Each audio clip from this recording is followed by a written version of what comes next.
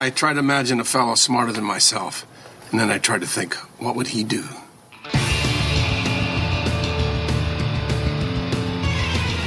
Charge up your axons, ready your receptors, and shift your lobes into upper beta phase. You are listening to Smart Drug Smarts, the podcast dedicated to helping you optimize your brain with the latest breakthroughs in neuroscience, nootropics, and psychopharmacology.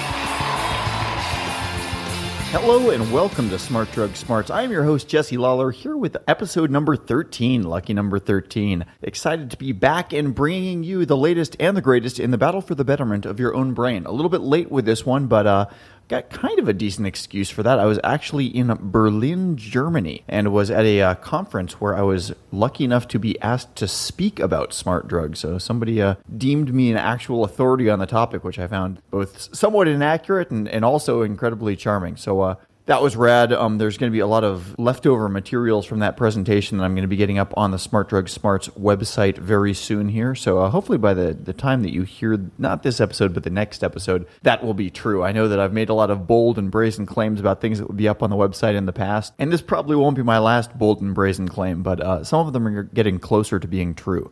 If you wait around until the end of this episode, I'm going to tell you why a significant portion of the United States populace apparently does not mind having their mind controlled. Yes, that is a true statement, according to some very interesting statistics, which I will reveal to you later. But first, let's do This Week in Neuroscience. Smart Drug Smarts, This Week in Neuroscience. Researchers from UCLA's Geffen School of Medicine have determined that consuming milk fermented with probiotics produces changes in the brain activity in women.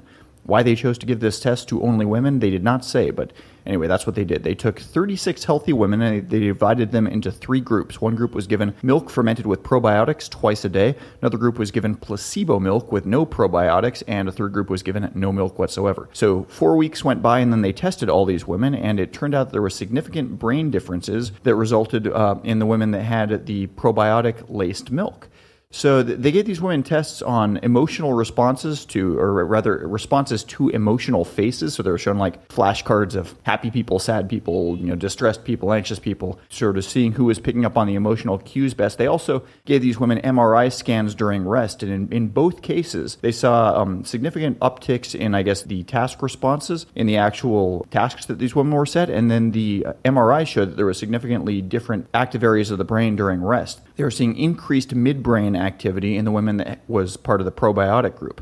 So very interesting stuff. Again, kind of further evidence that the probiotics within your gut, this is sort of the friendly bacteria, as they call them, that help you digest your food, are really, really important to your body, that not all bacteria are bad and icky and make things smell and stuff like that. Well, they might make things smell, but they're on the inside of you anyway, so there's nobody there to smell it. The research was led by Dr. Emmerin Meyer. He is a UCLA professor of medicine and a specialist in gastroenterology.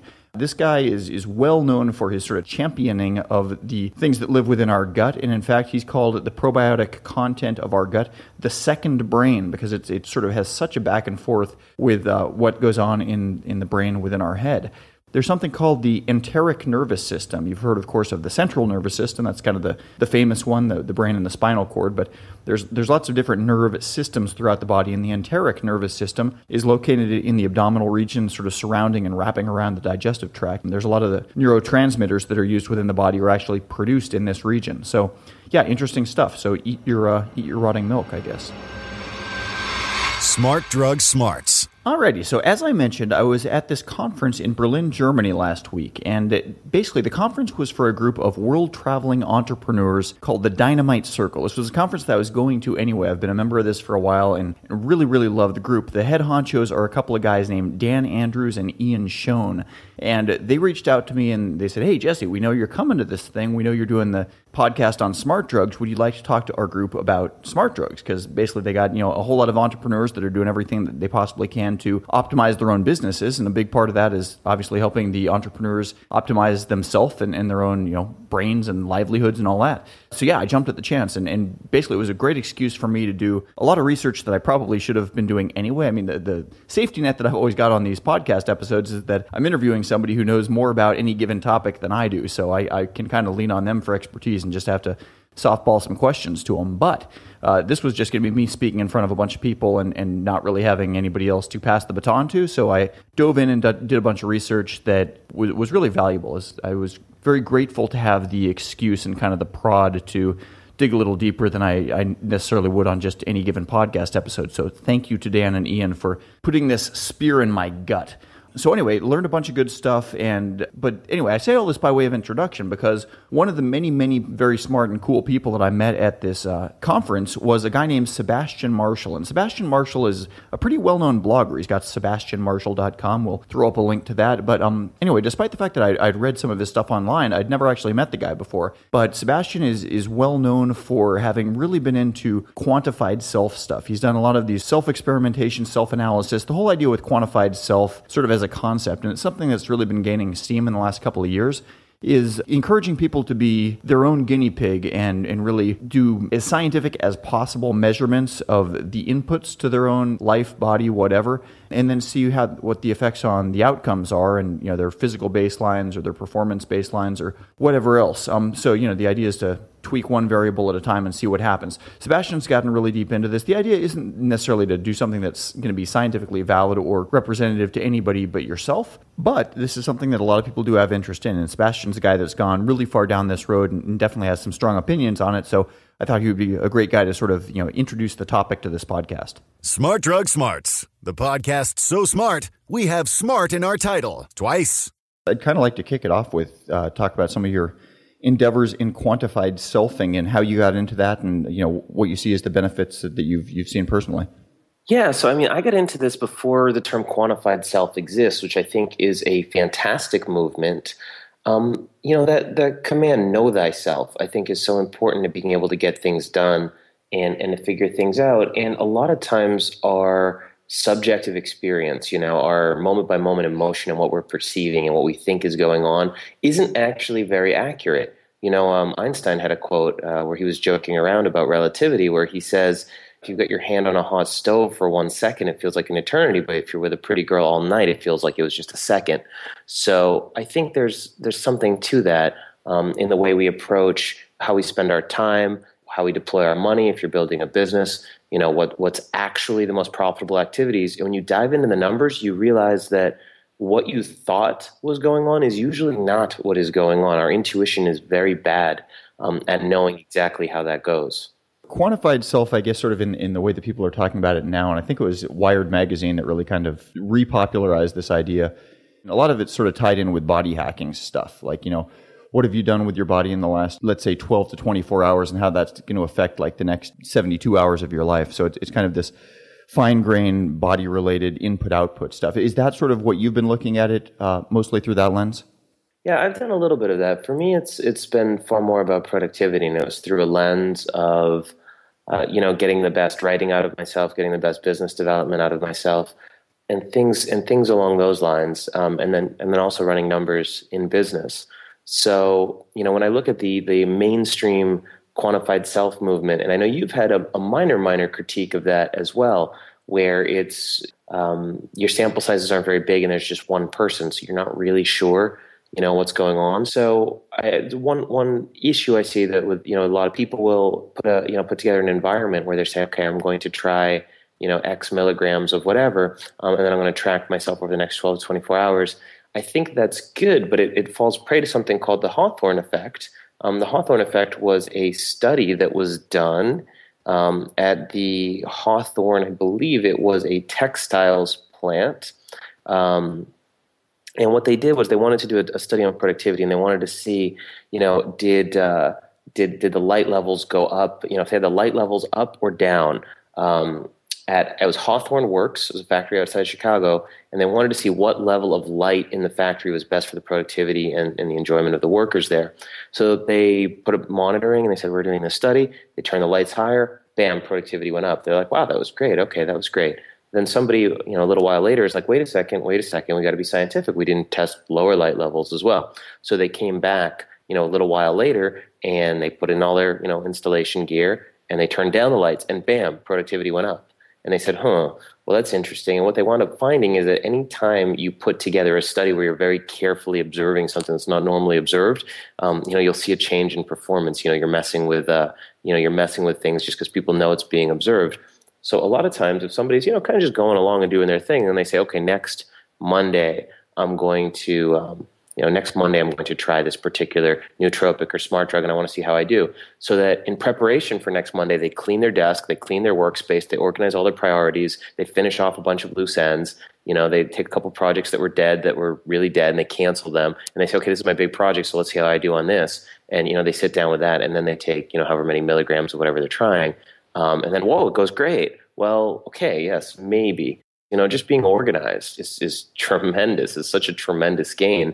So a lot of times when people do a study, if they're not organized in their general life and they say, I don't want to do a study, and then they get organized, they're going to get a big boost, period. Which is why I did tracking the way I did, which was a little bit different, which is sometimes I would track my time, and I did that for months on end, so that I really knew my up and my down cycles, even when I was, going through not a highly productive phase, not a highly organized phase. I'd be able to see, okay, so here's what I did, in this time period. Here's how I spent my time. And then if I go and I did something to change my productivity, I could observe, well, if I'm traveling, what happens? I didn't just track my time. I segmented it into different qualities of time: excellent, good, okay, or bad. And I had little categories there. And excellent time is worth so much more than good time. It's not enough to just be productive. When you're really thriving, when you're really creative, you can make really breakthroughs in business or in art or creativity. So I wanted to get as much excellent time as possible. I did that for months on end. So I got a pretty good baseline at that point, which is what I would recommend to somebody that is a serious student of how they do, their own life, and they want to study themselves. Doing a one-off kind of study, has its problems. And not everyone's doing that. Some people are tracking regularly, but I think you need a very robust baseline. You were using the past tense when you were talking about you having done these sort of big self-studies. You found them to be effective, but apparently not effective enough to keep going with it, or why the past tense? You need to manage the cost of measurement whenever you're doing any measuring, right? So, especially if you want to do it for productivity, there's probably 10 or 20 variables that I could track that would be interesting to track. And I will for a while. Maybe I'll say, okay, let me take a look at my nutrition. Let me get to a very baseline clean diet and run that clean diet for a month or 2 months. And then let me try to add in one kind of food for a while and see how my body reacts, right? So I might do that for 2 or 3 months to get an idea of how do I deal with milk? How does my body deal with milk? Can I take it without it bothering me? People have different levels of lactose tolerance or intolerance. And, I like to lift weights. And, when I'm lifting weights, I want to put on mass. Milk's a great way to get a lot of calories. So, can I handle milk? How well do I handle milk relative to other people? So I could do a study with that, but I don't want to be constantly tracking my input and my output on foods. Now, when you're tracking milk, are you tracking anything else simultaneously? I mean, that seems like a large amount of time to devote to just one variable, but that sort of seems also like that's what would be necessary. So when you're doing diet, you could put on milk and, a week or 2 or 3 at most, you're going to know what milk's effects on you are. And then you can play around with other elements of your diet. I mean, I find it interesting when you dive into the foods you eat and consume and you kind of actually control it and you do some on and some off. I found the most surprising one that I found is that fried food has a really, really, really negative effect on me. I don't eat it at all anymore. Mm-hmm. Even if I'm off my diet and I'm eating pretty uncleanly, I just really try to stay away from fried food. That was surprising. And, it took a while to isolate that and figure that out. But wow, the quality of life and the energy levels that I have now are so much higher now that I don't eat it. And I never would have guessed that. Who'd have thought? I guess I'd love to see what one of these sort of charts looked like of your performance. So this was like every couple of hours you would, have an alarm go off and sort of just subjectively measure like, hey, how am I feeling? What's my productivity level? What's my mood like? There's a couple ways to do it. So there's a couple ways to do it. One of them is just like you said, which is you put some variables down, you put subjective measures on it. Another one would be having some sort of activity that you think maps to whatever you're trying to measure or track, right? So if you then went and did a running session and you wanted to see how much distance you could get in whatever time period, that can be a really good way for people that are very busy. You just track some objective variable that you think is going to track with your diet or your sleep schedule or whatever. That's a great way. One that I did, which is a little bit work intensive but still pretty good, was I would, every time I switched activities, I would write what activity I switched to. And it's very easy. I just have an Evernote file that was running, and there's apps that you can use. There's one called Paymo, which is it's time tracking for billing, but it actually can be set up very, very well to be flipped between. It's got a good iPhone app version of it. But I like doing it on paper. I would write down when I switched activities what I did. So if I was writing, I would say, started at 1:20 p.m. And then if I stopped writing at 1:55, I would write 1:55 p.m. switching to whatever, and I put in a parenthesis 35 minutes of whatever. If I screwed up and 10 hours had passed, I would just estimate how the day went. So my numbers would sometimes they'd get messed up, but you have to just kind of accept some fault tolerance in here if you don't want to be completely neurotic about it. Sometimes the interruptions of life come in. What I was really controlling for was time out of the bad category. That's the first thing. The category that I had called bad, which was a very passive, like kind of reactive, like watching television or procrastinating or surfing the internet. I was very cool with going and relaxing, spending time with my friends, going to the beach, going for a walk in the park or the forest. Yeah, but that reactive bad time where it's just like passive and, I don't know, if I watch TV for 4 hours, I don't feel good at the end of that, right? So I wanted to get time out of that was one of my objectives. And the other one was to get as much time as I could in excellent time. Because I found time that's like really excellent. Excellent time might be making some breakthrough where you lower the amount of work you have to do for the rest of your life. If you're really looking at, well, why do we do it this way and why do we do it that way? An excellent piece of writing is so much better than a good piece of writing. So there's a little bit of a subjective judgment there. But, if I was putting time into the most valuable, enterprising businessy tasks or most valuable creative tasks, I want to get that number as high as possible. What are some of the other things that you pulled out for your own personal life? You said the avoidance of fried food and apparently also getting up early. Were there any other oh my gosh, I'm going to do this for the rest of my life, things that you've implemented as a result of the quantified self? Good question. Drinking a lot of water is something I recommend everyone. Paracetam is huge. Right now I'm traveling and it's controlled in Japan, so I didn't have any from Japan. I just came from there, but paracetam is something I take every day. I've gone through and I take a pretty normal set of vitamins. I think you probably have better recommendations even than me. So vitamins are something I like. Modafinil, is pretty powerful stuff. That I will do from time to time. Again, controlled in Japan, so I haven't been on it recently. Let's see what else. I think everybody on here, if they want to get a huge boost, should actually go study their bedroom and look at their sleep quality. Is your mattress a mattress you want to sleep on? And is it is the firmness and the comfort of it right for you? If there's light coming into your room, do everything you can to eradicate that light. That's something that I heard a number of times, and once I took it seriously, huge gains from that. Get a sleeping mask if you need to, but they would always come off my eyes in the sleep, and it would, it would come off. So, get the heaviest curtains you can, block the door. I also heard, and I wasn't able to tell completely if this is true, but I heard that if you only use your bedroom for sleep and for sex and for nothing else, then you'll sleep better. So I've tried to get away from working in my bedroom. A couple other ones that have been very good for me, a work computer and a play computer that are totally separate was huge for me, gigantic. I can't, it's staggering how big that one was. So there's a whole class of activities I can't do on my work Mac. I can't surf the internet. I can't check the news. I can't check sports scores. I can't check Hacker News or Reddit. Are you just not installing Chrome, or do you have one of these sort of productivity blockers that keeps you from going to certain websites? Well, first I do, but I don't even have to use it anymore. I just don't do it on my work computer. So if you wanted to do that, it'd probably be easiest to do it if you got a new computer. The best blocker that I've found for Mac is self-control. So you can Google that, and it's free and it's open source. It's kind of an ironic name given that it's for people that don't have self-control. Yeah, if you just Google self-control OS X, which is the operating system for Mac, then you can find that one. So that one was very, very big because the switching between tasks really kills you. And I find a lot of times anxiety and pressure will make you want to switch off, but then you get that switching cost. So the work computer is marvelous. Another one is just doing focused blocks of whatever amount of time, 30 or 50 minutes, where you just say, I'm just going to work on this and I won't change for 30 minutes or 50 or 90 if you can handle it. But I would usually do under 60 minutes and then get up and take a break. That can be very helpful for pushing through on difficult things that you normally would be putting off. I read something really interesting the other day, which was that, it was talking about multitasking. And of course, multitasking kind of has a bad name these days.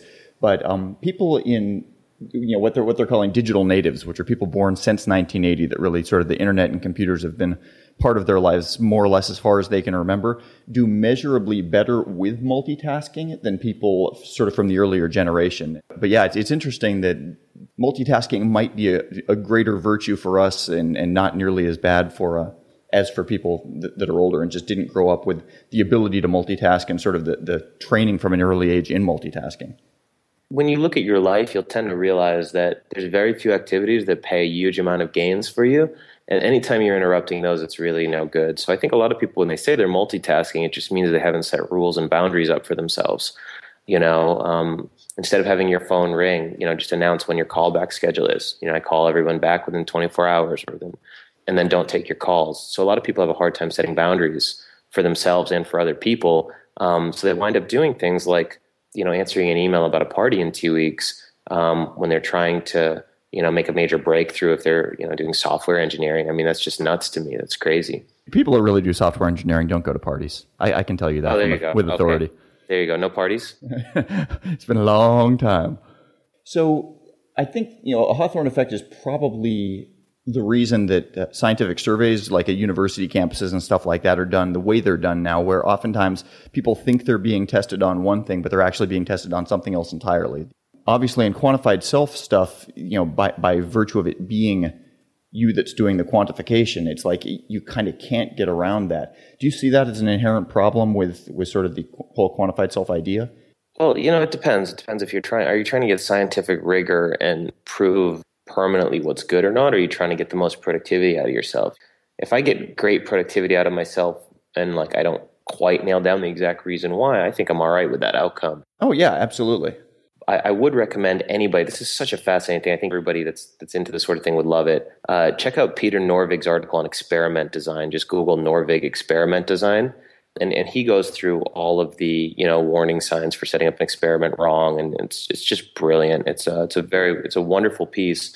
So you have to ask yourself what you're doing. If you're looking for deep truths, if there's anyone on here that's doing some research and looking to write a book or an essay or something, it's tricky stuff. If you just want productivity for yourself and you're like, well, okay, it could be any one of these 4 or 5 things. I can play with them over the next few months. You can get a lot out of it, even if you're not exactly sure where it came from.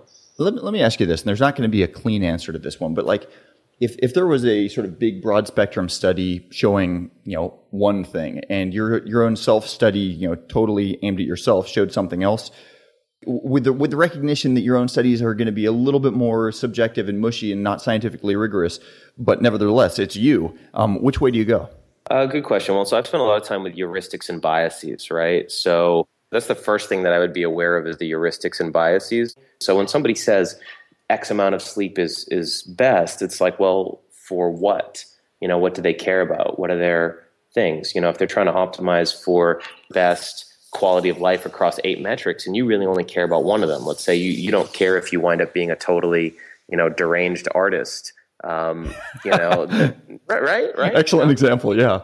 Yeah, let's say you don't care. I don't care. I don't care about my quality of life. I don't care about my relationships. I don't care if I have high anxiety, high neurosis, low sleep, bad health, but I'm making amazing art. Well, I'm not going to say that person's making a bad trade-off, right? And that person might want to operate differently on a different amount of sleep. I found sometimes I do more creative work on sleep deprivation. I believe you mentioned the statistic that being sleep deprived is the equivalent of being a little bit drunk. Yeah. Right. Yeah. Exactly. Well, that'll make you more creative. That'll lower your inhibitions. Bad for your health, but it might be good for your painting, maybe. I guess with the default assumption is that people are all looking for the same thing, that they're trying to optimize for, good health, better wakefulness, better mood. But you're right. I mean, if you're an outlier that's not trying to hit those same marks, then let the buyer be aware. I think all of us are outliers to some extent. So this is what I would. So what I do, it varies a little bit. But here's the clean answer to an unclean question. Is first off, if you see a piece in the New York Times or Psychology Today. Psychology Today is pretty good, but even something like Psychology Today, and it goes against your own numbers, I would dig up the original study and draw your own conclusions from it. Because a lot of times, especially when things get translated into journalism, it gets drastically simplified, sometimes even reported incorrectly. So the first thing I would do is I would dig up the original study. The second thing I would do is I would be willing to humor it. Well, you could just have this like uncertain thing in your head, and your active hypothesis is that, for me, sleeping 5.5 hours is going to lead to the highest productivity over the next year. You can leave that as an open hypothesis. You don't need to nail down the answer right away. I find that like if I don't pin something down to an assumed answer, I might as well just forget about it, because there's no point in leaving it vague. It's like, it just goes in the I don't know pile. Yeah, and I mean, well, that's the really, really, really hard thing is, keeping that uncertainty alive, I feel like is so crucial. It's so crucial to being able to actually find interesting data. If you really want to, do something that's counterintuitive and be the person that's like, hey, everyone's saying eggs have all kinds of cholesterol and they're bad for you, but I'm eating them and I feel really great. And like, if you're doing advanced testing and bioindicators, my bioindicators look great, then, you run with it, and you might be the guy that starts eating eggs in a world where nobody's eating eggs and they're wrong and you're right. So I don't know. I feel like leaving those questions open is very difficult. It's very hard, but it's worthwhile. It also gives you a feeling, for me at least, it gives me a feeling of honesty. Everyone has so many answers. I read a quote about propaganda recently, and it was something along the lines of like 99% of the population feels the need to have an opinion, even if they're totally uneducated on a subject. Leaders and propagandists can prey on that. The 1% that don't feel the need to have an opinion tend to be the most educated and thoughtful among the population. Wow, that's a great study. So let's see, what is next for you as far as, is there anything left that you're looking to quantify? Do you have things to sort of on your checklist that you want to still investigate about yourself? On a personal level, well, I want to introduce a number of those. There's actually a number of smart drugs that I have not tried yet. Deprenyl is actually, pretty high near the top of my list, and there's a number of other ones that I would be interested to try. I would want to have, a relatively stable baseline, probably for like a month or so before I get into that. You can experiment with things while you're on the road and your schedule's erratic and crazy, but then I think you're even more, your numbers are going to be less trustworthy. It's okay, you get your subjective experience from it. I'm not sure, which countries are legal to do it in, but I would be very interested actually to experiment with anabolic steroids and with human growth hormone. And I know not many people go on the record and say that, but I'm not an athlete that's competing against other athletes. I'm curious, what can you do in terms of muscle mass, and also what will happen in terms of quality of life. I've heard some people say they get anxious and neurotic on it. You also, if you read the accounts on bodybuilding forums, and some people seem like they have very, very good experiences with it. I think one of the problems with performance drugs that are not a public health risk being illegal or heavily controlled is that it becomes harder to work with qualified expert medical professionals. People just experiment with this stuff on sketchy internet message boards. And it becomes hard for people who are qualified medical professionals who want to do studies on these things to actually get their hands on them to do the studies and be able to get the volunteers for those studies, approved. It's really bizarre how difficult we make it. It's kind of a real bind that we put researchers in. Exactly. So, I would be very interested. I would be very interested in doing, some anabolic steroids and some human growth hormone, for instance, along with a fitness regime, and just seeing what happens. I'd be curious if I could get the toxicity low and work with a qualified, intelligent physician. I would love to do that. What country can I do that in? Because I really try to respect the local laws of where I am. So where can I do that? And where can I find a qualified medical professional to work with? Because, if you're getting into anabolic steroids, you don't want to be, improvising and just, or I don't want to be improvising and just reading message board accounts. I want to be working with somebody that's good. I want to be making sure that it's healthy for me. But that'll be an interesting one to do if I can find, the right location to base for a little while and put together a fitness program along with, some of those drugs.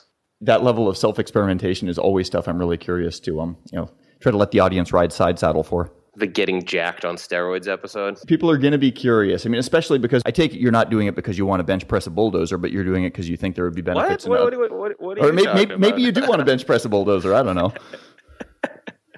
Yeah, I'm curious as to how it goes. I would be curious about, the quality of life. I mean, I do think having more muscle mass in general just leads to positive quality of life. Just having actually just more lean tissue, which could be muscle mass, that could be connective tissue and bone density. I think that's just straight up a good thing. So yeah, that's something I'm interested in doing. And, I'll circle back. I think there's a stigma of it in our society, and I just don't have any of that. I think these are good things, and I think this is the future.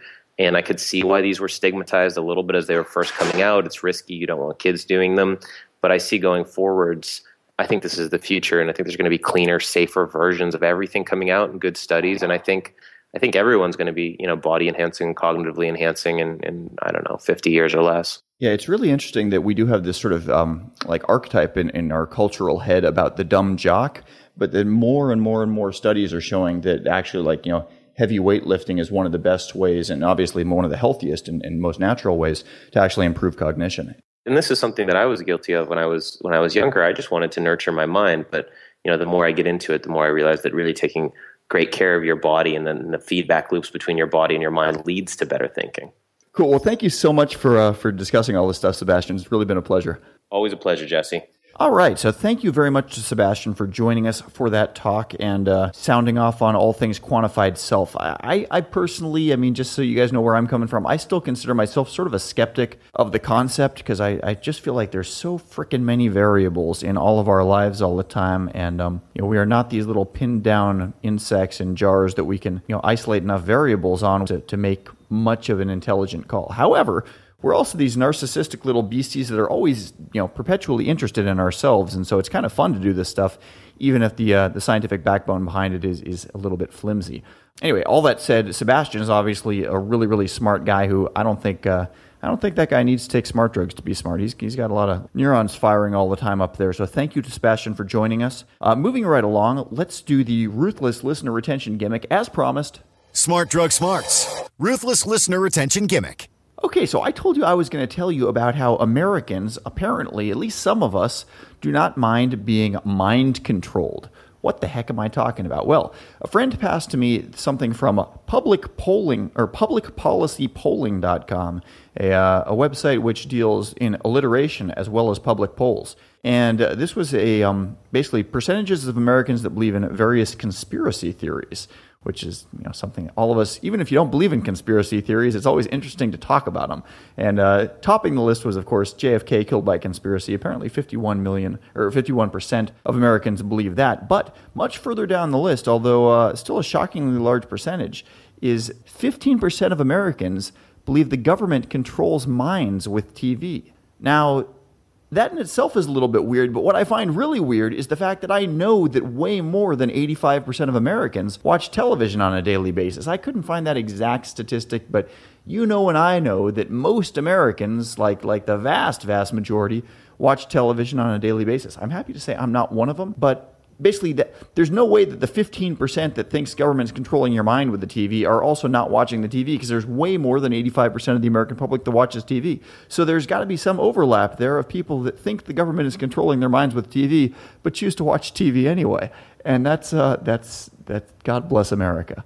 Oh, by the way, also on this list was, this is a list of conspiracy theories, and it had on the list, fluoride is dangerous, which was believed apparently by 9% of people. The fact that this made it onto a list of conspiracies is ridiculous, because it's been scientifically proven again and again and again that fluoride is in fact dangerous.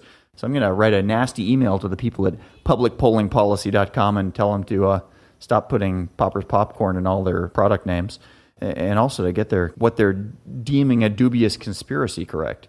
Smart Drug Smarts, where we turn information into sound, into bits, into packet data that turns back into bits and sound, and then into neurotransmitters that release funds that release mail-order synthetic chemicals that cross the blood-brain barrier to release augmented performance from your brain. That is all for episode 13 of Smart Drug Smarts. Thank you very, very much for listening till the end. If you liked what you heard, then feel free to drop us a raving review on iTunes. If you can fight your way through their little review leaving system, that would be super much appreciated. Feel free to drop by the website, where we're going to have links to everything relevant to what we talked about here, links to the article about conspiracies, links to the article about probiotics and women's brains, and links, of course, to our guest, Sebastian Marshall. So, check all that out, and I will be back with you next week. When I say next week, it's not facetious. It actually will be next week, because I've already got the episode number 14 interview in the can, as they say. So, be back at you soon. Have a great week in between. Keep your brain sharp and plastic in the good sense of the word, and all that. You've been listening to the Smart Drug Smarts podcast. Visit us online at www.smartdrugsmarts.com and subscribe to our mailing list to keep your neurons buzzing with the latest in brain optimization.